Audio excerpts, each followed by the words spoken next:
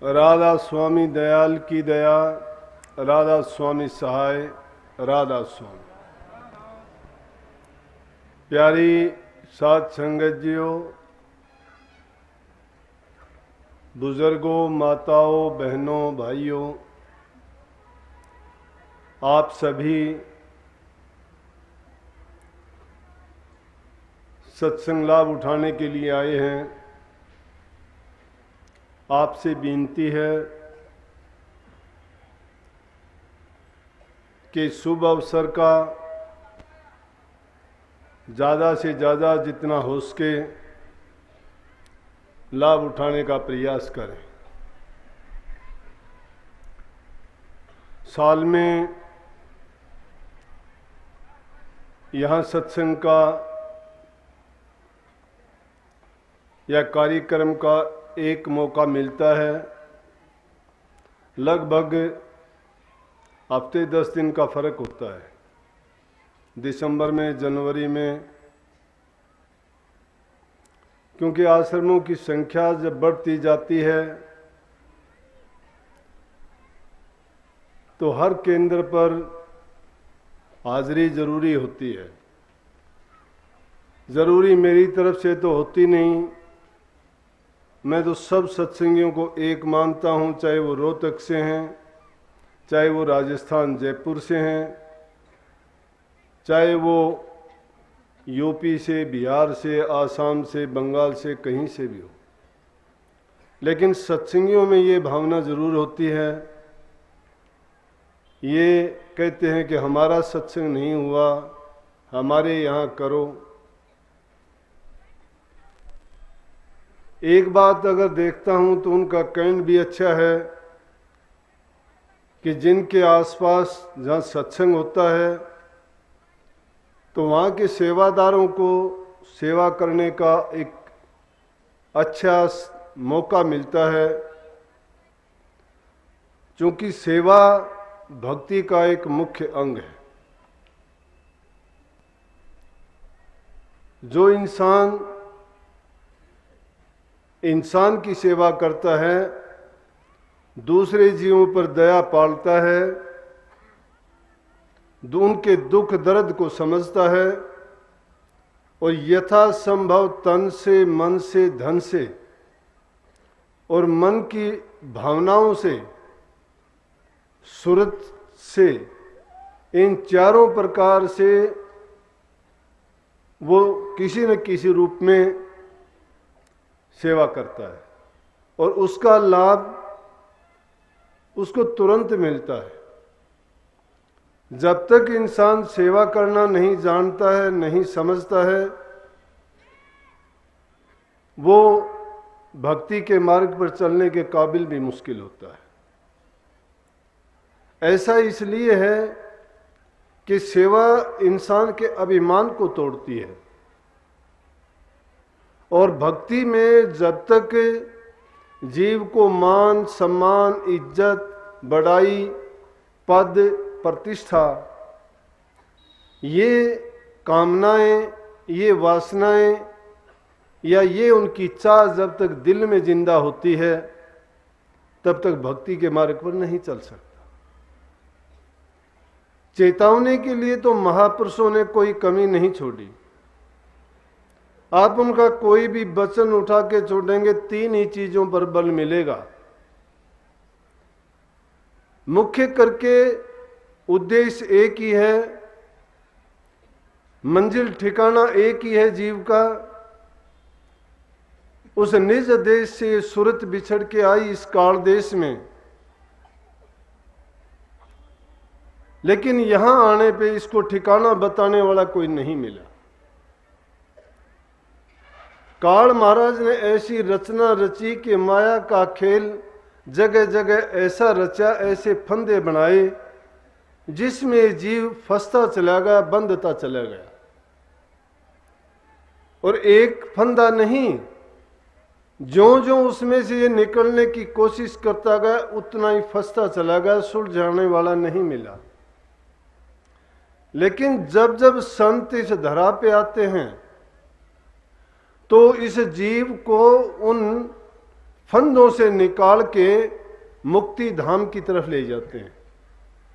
और जीव का मुक्ति धाम क्या है कि ये संसार में पुनः जन्म मरण के चक्कर में ना आए। बंधन तो बंधन होता है, जेल तो जेल ही होती है, चाहे उस जेल में बंद करके उसको कितने ही सुख सुविधा आराम दिए जाएं, लेकिन जब तक वो बंधन में है उसको सुख सुविधा में कोई शांति, कोई आनंद और कोई खुशी नहीं मिल सकती। उदाहरण के रूप में एक स्वच्छंद घूमने वाला पक्षी है, आकाश में उड़ता है, जंगलों में जाता है, पेड़ों पे बैठता है, खट्टे मीठे फ्रूट जैसे मिलते हैं, जैसे जिस प्रदेश में वो रहने वाला है उन्हीं पे अपना उनको आहार बना के गुजारा करता है, लेकिन उसी में मस्त रहता है।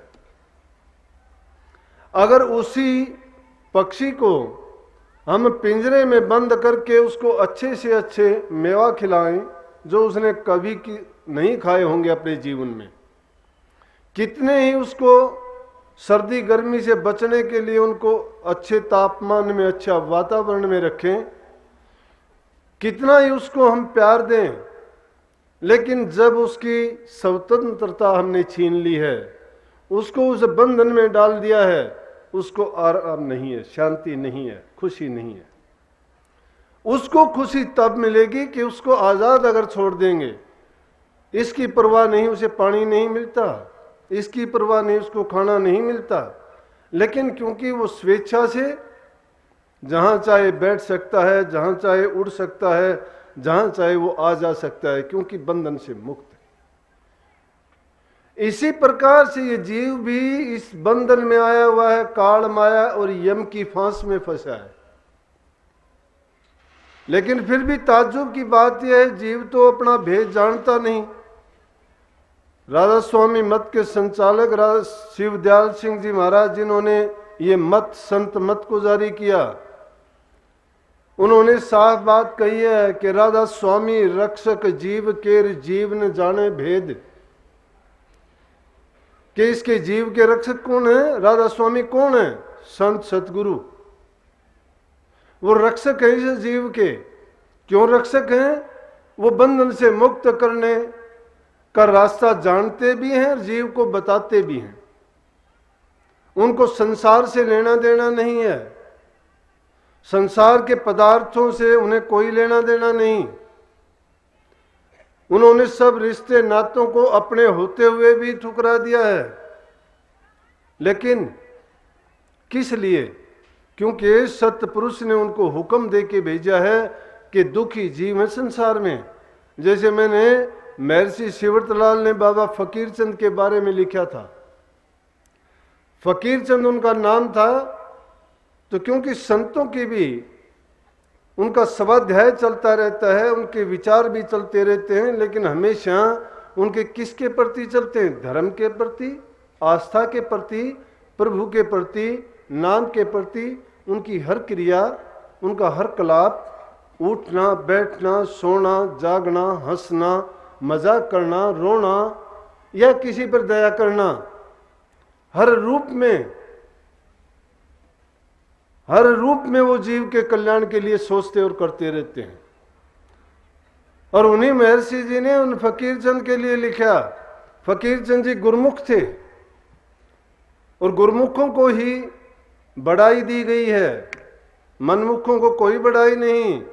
गुरुमुख वो है जो गुरु की आज्ञा में चले, गुरु के वचन का पालन करे, उन्हीं की सेवा स्वरूपा और उनके वचन को मंत्र मान के अपने जीवन में ढाले उतारे और अपने जीवन को अमली जामा पहनाए।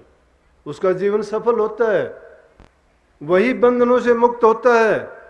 बातन भगत न होएंगे, बातों से भगत नहीं बनता। इसीलिए कहा कि ये करनी का भेद है, यहां बुद्धि का विचार का ख्याल नहीं है। ख्याल तो अपना ख्याल सतगुरु में जोड़ दो, लेकिन बात दूसरी ओर ना चली जाए, इसलिए मैं पुनः उस ओर लेके जाता हूं। तो उन्होंने क्या लिखा, वही फकीर चंद जो रात दिन महर्षि जी की सेवा करते थे। गोपीगंज में इलाहाबाद के पास में आश्रम था।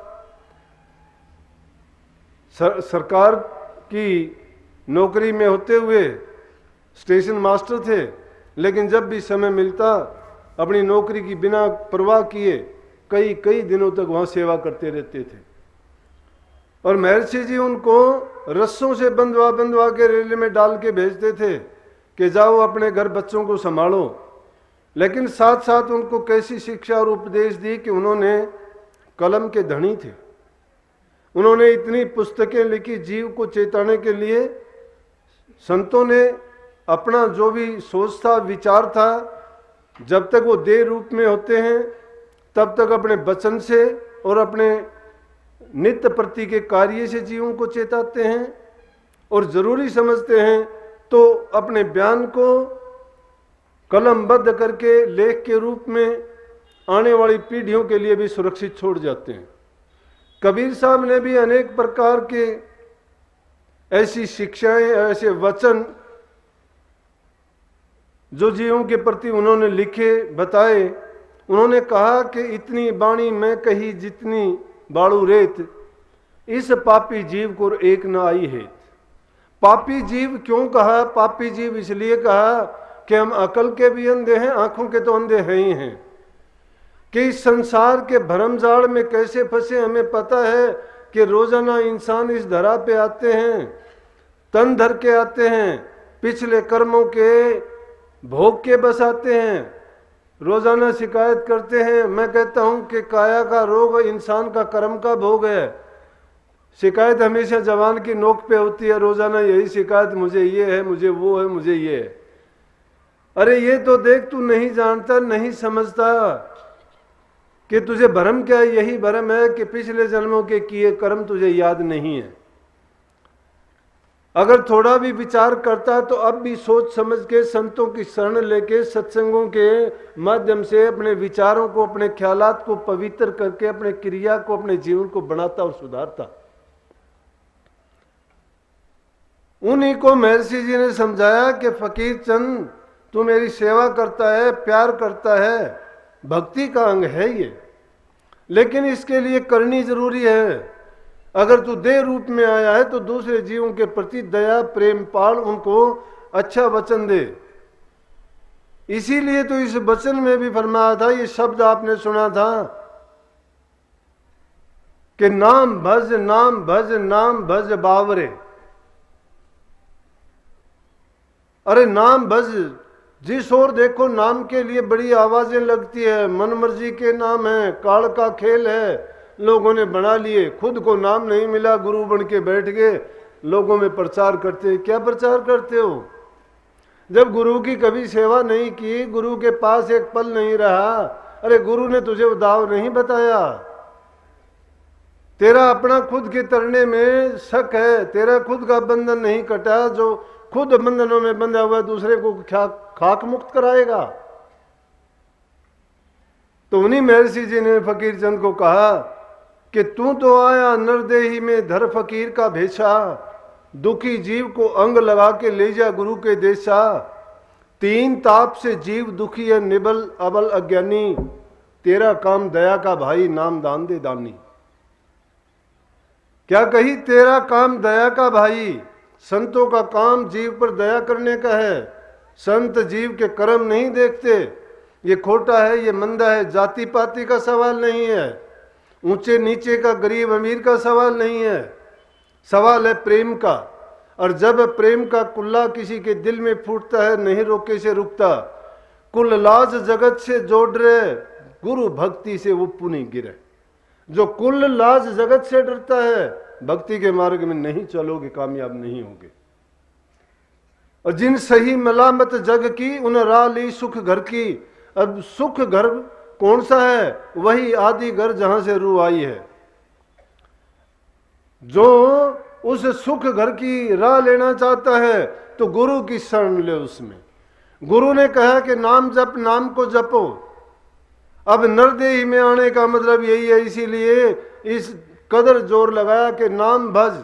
लेकिन संत सतगुरु एक तरीके से नहीं, अनेक तरीके होते हैं। मैंने कहा ना, हर उनकी बात में मौज होती है। मौज का मतलब क्या होता है? हुक्म है, वो रजा है, मालिक का तरीका है उनके माध्यम से। क्योंकि लोग उन पर श्रद्धा रखते हैं, विश्वास रखते हैं। काम होने का साधन है श्रद्धा और विश्वास से। जब को गुरु को हमने परमात्म रूप नहीं समझा है तो श्रद्धा नहीं आ सकती। जब तक गुरु में गुरु भाव आपका नहीं आएगा, आप लाख करनी करना, कभी कामयाब नहीं होगे। हिरस हवस का सवाल नहीं है इसमें निखालस प्रेम की जरूरत है। और प्रेम मैंने कहा था सबसे पहले उस सेवा से आएगा। सेवा से मन महीन होगा, विचार तुम्हारे गुरु के विचारों से जुड़ेंगे। क्योंकि गुरु को आपने परमात्म रूप जान लिया है। जब गुरु को परमात्म रूप समझ लिया है तो आपका विश्वास दिन प्रतिदिन दृढ़ होता चला जाएगा। और उनकी हर बात से आप, उनका जो गुण है, लाभ है, वो आपको मिलना शुरू हो जाएगा। अंतर में चढ़ाई तभी हो सकेगी जब बाहर के गुरु से आपका प्रेम, आपकी श्रद्धा और विश्वास दृढ़ता से जुड़ जाएगा।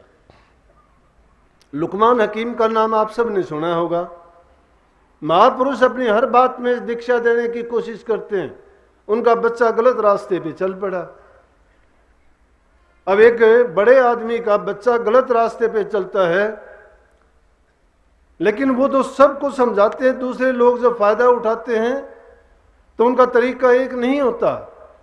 तो एक दिन कोई काम करते करते अपने लड़के को समझाने के लिए कहते हैं कि बेटा कोयले लेके आना। वो कोयले लेके आए, लेकिन लुकमान अपने काम में लगे रहे। हकीम थे, कोई दवाई बना रहे थे, दवाई के काम में व्यस्त रहे। लड़का हाथ में कोयले उठाए हुए खड़ा है, कहने लगा कि पिताजी आपने कोयले मंगवाए थे, क्या करना है इनका? बोला क्या बात है कि कोयले आप गरम लेके आए हो? बोला नहीं, गरम तो नहीं है। फिर बोला क्या दिक्कत है आपको? बोला पिताजी आखिर कोयले हाथ में रखूंगा तो हाथ तो